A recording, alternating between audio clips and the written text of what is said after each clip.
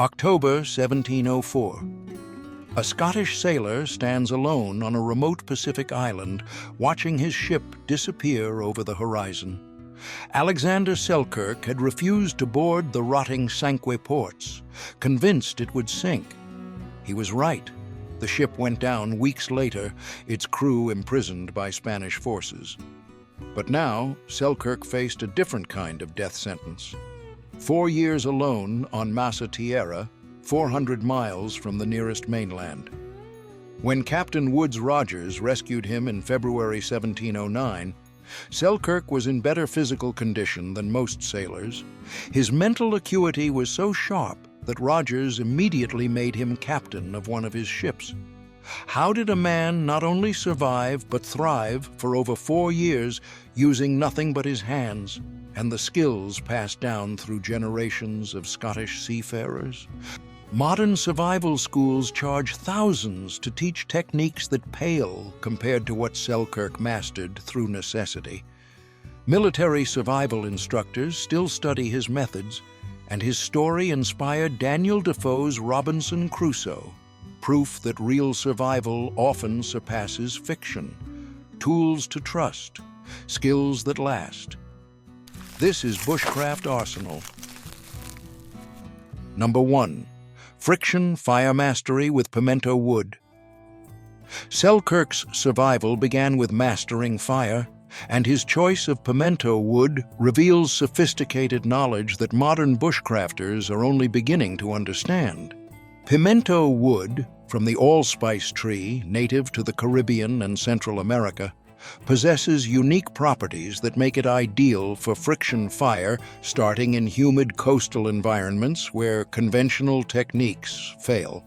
The wood's cellular structure contains natural oils that ignite at lower temperatures than most hardwoods, while its density provides the sustained friction needed for ember formation.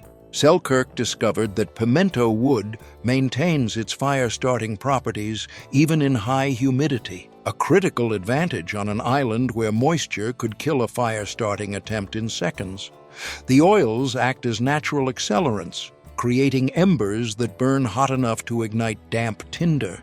His technique involved creating a bow drill set entirely from pimento wood, using the tree's natural variation in hardness. The heartwood served as the fireboard, while slightly softer outer wood became the spindle. This combination created the perfect friction coefficient for consistent ember production, even when his hands were weakened by hunger or cold. The bow itself came from flexible pimento branches, strung with cordage made from twisted plant fibers. The tinder preparation process required understanding which island materials would catch fire from a pimento ember. Selkirk learned to process dry grass into fine fibers, create char cloth from fabric scraps, and prepare bird's nest tinder bundles that would burst into flame from the smallest spark. He developed a hierarchy of tinder materials, from the finest initial catch material to progressively larger kindling that could sustain flame growth. Modern fire instructors charge over $500 for weekend courses, teaching friction fire techniques that Selkirk perfected through daily necessity. Military series programs emphasize the psychological importance of fire mastery. Lose your ability to make fire, and you lose the will to survive. Selkirk maintained his fire continuously for 4 years, understanding that letting it die meant starting over with techniques that demanded perfect conditions and unwavering focus. The pimento wood technique requires specific preparation that Selkirk refined through trial and error. The wood must be seasoned but not completely dried, maintaining just enough moisture to prevent cracking while ensuring the oils remain active. He learned to identify the optimal wood by testing small pieces, listening for the specific sound that indicated proper density and moisture content. The preparation process included careful selection of straight-grained pieces, proper seasoning in dry locations, and storage techniques that preserved the wood's fire-starting properties. His fire maintenance system included multiple backup methods and redundant ignition sources. He created char cloth during periods of abundant fire, stored dry tinder in waterproof containers made from animal bladders, and maintained several fire locations to prevent total loss during storms. This redundancy thinking demonstrates risk management principles that modern survival experts emphasize but rarely implement as thoroughly as Selkirk's daily practice required. Moisture was the enemy. One mistake, and his world went dark. But fire alone couldn't keep him alive when the storms broke. Number 2. Advanced tool fabrication from salvaged materials.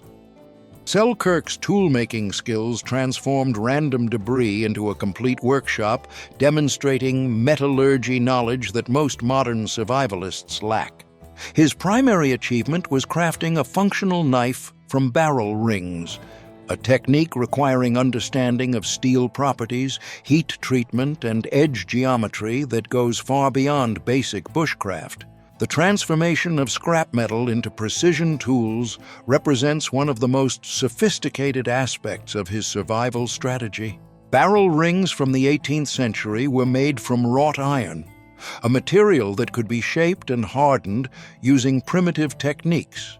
Selkirk created a forge using concentrated fire and natural draft, heating the iron to cherry red before hammering it into blade shape using rocks as anvils. The process required precise temperature control.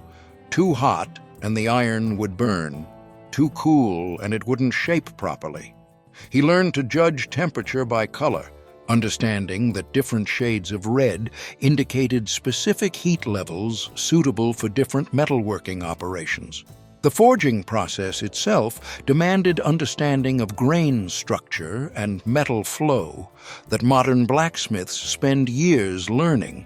Selkirk had to work the iron while hot, drawing it out to create blade length while maintaining proper thickness distribution. The tang formation required careful planning to ensure the handle attachment would withstand the stresses of daily use without breaking at the critical junction point.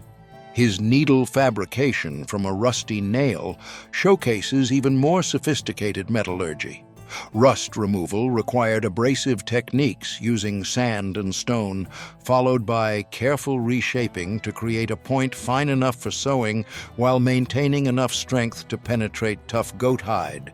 The eye formation demanded drilling techniques using harder stones, creating a hole without cracking the metal. This process required understanding stress concentration and how to avoid creating weak points that would cause failure.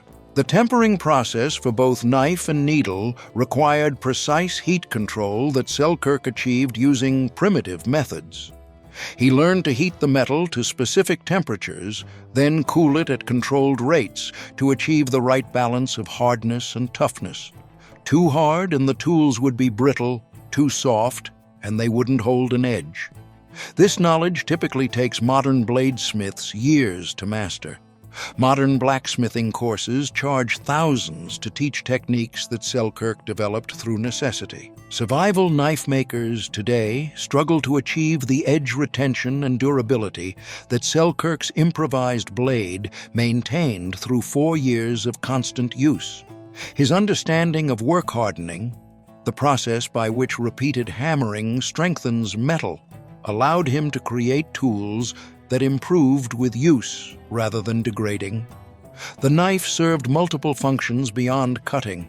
Its flat surface became a scraper for hide preparation, its spine served as a fire steel when struck against flint, and its point functioned as an awl for leatherwork. This multifunctionality represents the pinnacle of survival tool design, one implement serving 7 different purposes through intelligent engineering.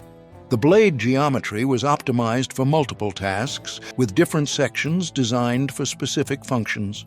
His tool maintenance system included sharpening techniques using natural abrasives, handle repair methods using available materials, and protective storage that prevented corrosion. He created sheaths from leather that protected the blade while allowing quick access, and developed sharpening stones from local materials that maintained optimal cutting performance throughout his isolation. Comment, barrel ring blade, if you'd trust this technique in the wild. Yet without shelter, even the sharpest blade becomes useless. Number 3. Sophisticated shelter engineering and climate control. Selkirk's shelter system demonstrates engineering principles that modern survival instructors are only beginning to understand. Rather than building a single shelter, he created a network of specialized structures, each optimized for different weather conditions and daily activities, a concept that predates modern base camp design by centuries. His approach to shelter construction reveals understanding of thermodynamics, structural engineering, and human factors that most modern survivalists never develop. His primary shelter utilized a natural cave enhanced with constructed elements that created a microclimate capable of maintaining comfortable temperatures year-round. The cave provided thermal mass and wind protection, while his additions controlled airflow, moisture, and heat distribution. He built a false floor using branches and grass that created an insulating air gap, preventing ground cold from sapping body heat. The floor system incorporated drainage channels that prevented water accumulation while maintaining structural integrity. The entrance design incorporated a baffle system that allowed airflow while preventing wind from directly entering the living space. This created a positive pressure environment that kept insects out while maintaining air quality, a principle that modern HVAC engineers use in building design. The baffle also trapped warm air near the ceiling while allowing cold air to exit at floor level. The entrance could be sealed during storms using hide panels that maintained weatherproofing while allowing emergency exit. His secondary shelter, built entirely from branches and grass, showcased advanced thatching techniques that created a waterproof structure using only natural materials.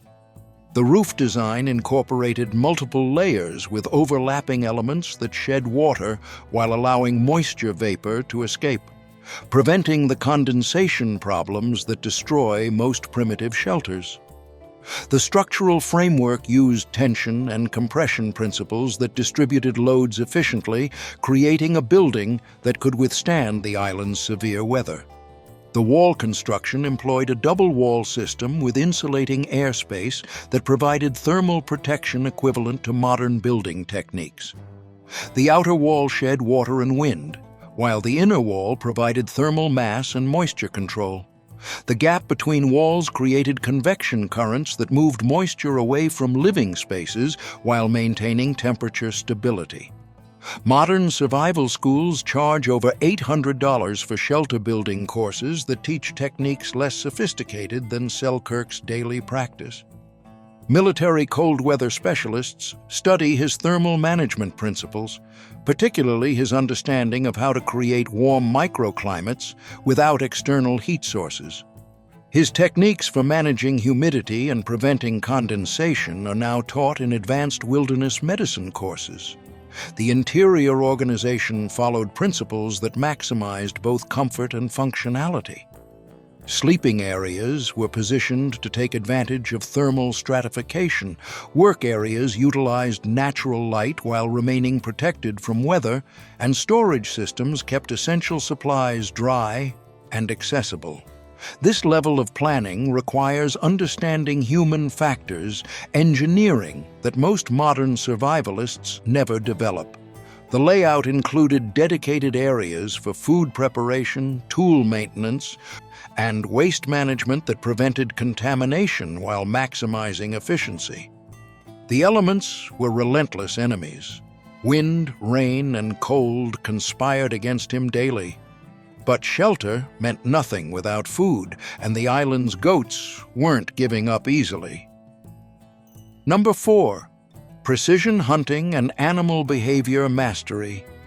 Selkirk's hunting success depended on understanding goat behavior and physiology at a level that modern hunters rarely achieve. Wild goats on the island had developed wariness from previous human contact, requiring hunting techniques that combined stealth, endurance, and precise knowledge of animal psychology. His approach to hunting represents one of the most sophisticated aspects of his survival strategy, demonstrating skills that take modern hunters decades to develop. His primary hunting method involved persistence hunting, running goats to exhaustion rather than trying to kill them quickly. This technique requires understanding goat physiology and the island's terrain well enough to predict where exhausted animals would seek refuge. Selkirk learned to read goat tracks, identifying individual animals and their preferred routes through the landscape. The technique demands understanding of animal cardiovascular limits and the precise point where pursuit becomes capture. The persistence hunting technique demands exceptional physical conditioning and tactical thinking. Selkirk had to maintain pursuit for hours while conserving enough energy for the final capture and kill. He developed route-cutting strategies that allowed him to intercept fleeing goats at predictable locations, turning a chase into an ambush.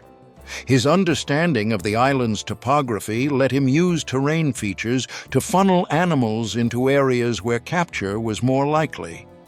His tracking skills extended beyond simple footprint identification to reading the complete story of animal movement. He learned to interpret disturbed vegetation, scat analysis for health and diet information, and behavioral signs that indicated stress, injury, or reproductive status. This knowledge allowed him to select optimal targets while avoiding animals that might be diseased or too dangerous to pursue. His understanding of goat behavior extended to seasonal patterns, feeding preferences, and social dynamics. He learned which animals were leaders and which were followers, allowing him to target specific individuals whose capture would disrupt entire herds. This knowledge let him harvest meat efficiently while maintaining sustainable population levels. He understood that removing alpha animals could scatter herds, making future hunting more difficult. The seasonal timing of hunts required understanding goat reproductive cycles and nutritional needs. Selkirk learned to time hunts for maximum meat quality while avoiding periods when goat populations were vulnerable to overharvesting. His approach to population management ensured a sustainable food source throughout his 4-year isolation. Modern persistence hunters train for years to develop the skills that Selkirk mastered through necessity. African bushmen, considered the world's experts in persistence hunting, use techniques remarkably similar to those Selkirk developed independently. Military tracking specialists study his methods for understanding how human endurance can overcome animal speed and agility. The killing techniques he developed required precision and efficiency that left no room for error.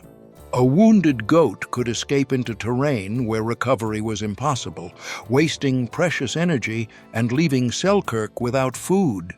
His methods ensured quick, clean kills that maximized meat recovery while minimizing suffering. The techniques involved understanding anatomy well enough to target vital areas that would cause rapid, humane death. Starvation stalked him like a patient predator. Comment persistence hunter if you could run down prey for hours. But raw meat spoils fast, and without proper clothing, the island's weather would claim him. Number 5. Advanced hide. Processing and textile production. Selkirk's clothing production system demonstrates leather working skills that rival those of professional tanners, achieved using only natural materials and improvised tools. His techniques produced garments that lasted years under constant use, while providing protection from the island's variable climate. The sophistication of his textile production reveals understanding of chemistry, materials, science, and garment construction that most modern survivalists never develop. The hide processing began with careful skinning that preserved maximum usable material. His knife work had to be precise enough to avoid cutting through the hide while removing all meat and fat that could cause spoilage. This required understanding hide anatomy and the proper angles for separating skin from underlying tissues. The skinning process had to be completed quickly to prevent bacterial growth while maintaining hide quality for subsequent processing. Brain tanning, his primary preservation method, uses enzymes naturally present in animal brains to break down proteins that cause hide stiffening. The process requires precise timing and temperature control. Too long and the hide becomes mushy, too short and it remains stiff. Selkirk learned to judge the process by feel and appearance, developing expertise that takes modern tanners years to acquire. The brain preparation itself required understanding of enzyme chemistry and optimal extraction techniques. The smoking process that followed brain tanning created water-resistant leather, capable of withstanding the island's humid climate. Selkirk built specialized smoking structures that maintained consistent low heat while preventing the hide from drying too quickly.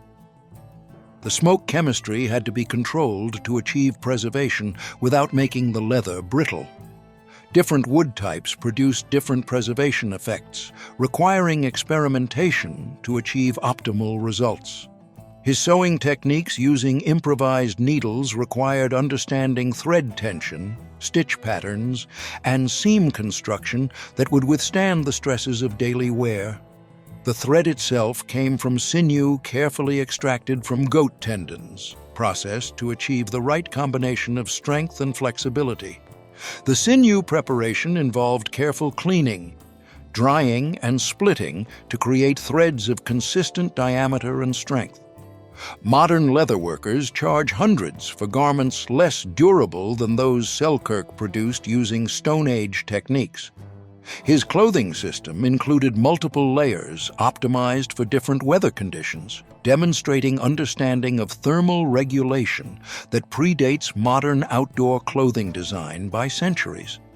The garment design incorporated ventilation systems, moisture management, and modular construction that allowed adaptation to changing conditions. Exposure was a silent killer. Hypothermia could claim him in hours if his clothing failed, but individual survival meant nothing if he destroyed the island that sustained him. Number 6. Ecosystem management and sustainable resource harvesting. Selkirk's long-term survival required managing the island's resources like a careful steward, understanding that overexploitation would lead to starvation. His approach to resource management demonstrates ecological thinking that modern conservation biologists are only beginning to appreciate. The sophistication of his ecosystem management reveals understanding of population dynamics, carrying capacity, and sustainable yield that predates modern ecological science by centuries. His goat hunting followed sustainable harvesting principles that maintained population stability while providing consistent meat supplies. He learned to identify breeding animals and avoided harvesting them during critical reproductive periods. This required understanding goat reproductive cycles and the minimum population needed to ensure genetic diversity. His harvesting strategy maintained age structure diversity that ensured population resilience against disease and environmental stress. The cat domestication program served multiple purposes beyond pest control. Selkirk selectively bred cats for specific traits: hunting ability, docility, and disease resistance. This created a stable population of working animals that controlled rats, while providing companionship during the psychological challenges of isolation. The breeding program required understanding genetics and animal behavior that allowed him to maintain optimal population levels without inbreeding problems. His understanding of plant resources extended beyond immediate needs to long-term sustainability. He learned which plants could be harvested without killing them, which required seasonal timing for optimal nutrition, and which served multiple purposes as food, medicine, and construction materials. The plant management system included propagation techniques that increased useful species while controlling invasive plants that could disrupt the island's ecological balance. The water resource management system he developed ensured clean drinking water while preventing contamination from human activities. He understood watershed dynamics and the importance of protecting water sources from pollution. His techniques for water collection, storage, and purification maintained water quality throughout his 4-year isolation. Modern permaculture designers study indigenous resource management techniques that parallel Selkirk's methods. His approach to ecosystem management maintained the island's productivity while supporting human habitation, a balance that many modern settlements fail to achieve even with advanced technology. Contemporary sustainable living experts charge thousands for courses teaching principles that Selkirk developed through necessity. The waste management system he developed prevented contamination of water sources while returning nutrients to the soil. His understanding of decomposition cycles and nutrient flow demonstrates ecological knowledge that most modern survivalists never develop. The system included composting techniques that accelerated decomposition while preventing pest attraction and disease transmission. Comment ecosystem steward if you understand sustainable harvesting. But the island's greatest threat wasn't starvation or exposure. It was the invisible enemy that destroys most castaways. Number 7. Psychological resilience and mental health maintenance. Selkirk's mental health strategies represent perhaps his most sophisticated survival skill, maintaining psychological stability through 4 years of complete isolation.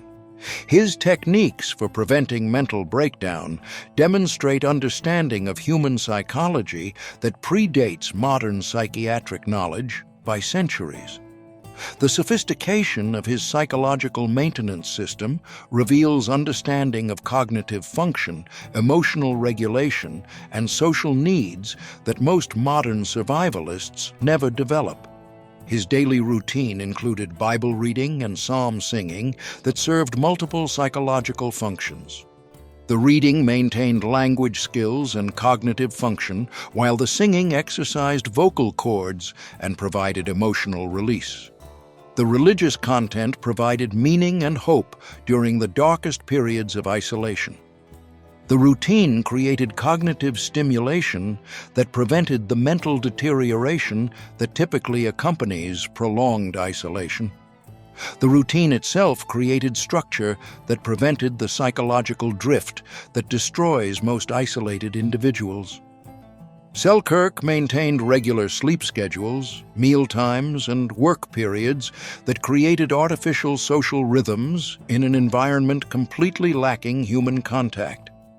The structure provided psychological anchors that maintained his connection to civilized behavior patterns despite the absence of social enforcement. His relationship with the domesticated cats provided essential social interaction that prevented the complete breakdown of interpersonal skills. Caring for the animals gave him purpose beyond mere survival, creating emotional connections that maintained his humanity during years of isolation. The cats provided feedback and interaction that satisfied basic social needs while maintaining his capacity for empathy and emotional connection. The goal-setting system he developed provided long-term motivation that sustained him through periods of despair. He created projects that required weeks or months to complete, providing psychological milestones that broke the endless isolation into manageable segments. These projects included shelter improvements, tool development, and resource management tasks that created sense of progress and accomplishment. Modern military psychologists study isolation survival techniques that parallel Selkirk's methods. Astronauts training for long-duration missions learn psychological maintenance strategies based on historical cases like Selkirk's survival. His techniques for maintaining hope and purpose during seemingly hopeless circumstances provide models for modern crisis psychology. Contemporary wilderness therapy programs teach psychological resilience techniques derived from historical survival cases like Selkirk's experience. The physical exercise regimen he maintained through hunting and construction work prevented the physical deterioration that often accompanies psychological breakdown. His understanding of the mind-body connection kept him physically capable while maintaining mental acuity that impressed his rescuers. The exercise provided endorphin release that maintained mood stability while building physical capabilities that supported psychological confidence. Madness whispered constantly in the silence. Despair waited in every sunset. Yet Selkirk's mind remained unbroken. When Captain Rogers found Selkirk in 1709, he was not a broken castaway, but a competent individual whose skills had been refined by necessity into capabilities that exceeded those of most sailors. His story proves that human adaptability, combined with traditional knowledge and unwavering determination, can overcome circumstances that seem impossible to survive. Let me know in the comments which of Selkirk's survival skills impressed you most. Was it his advanced metallurgy that created tools from scrap metal, or his psychological resilience that maintained sanity through 4 years of isolation? See you in the next episode.